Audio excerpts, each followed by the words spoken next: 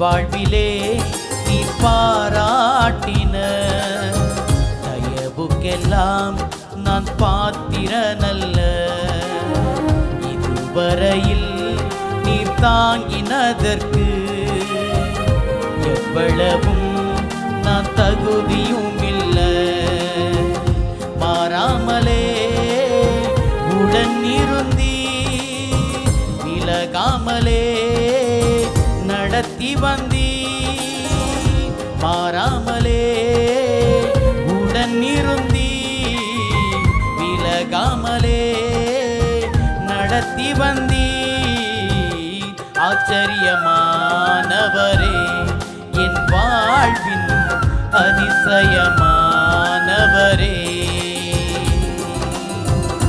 ஆச்சரியமானவரே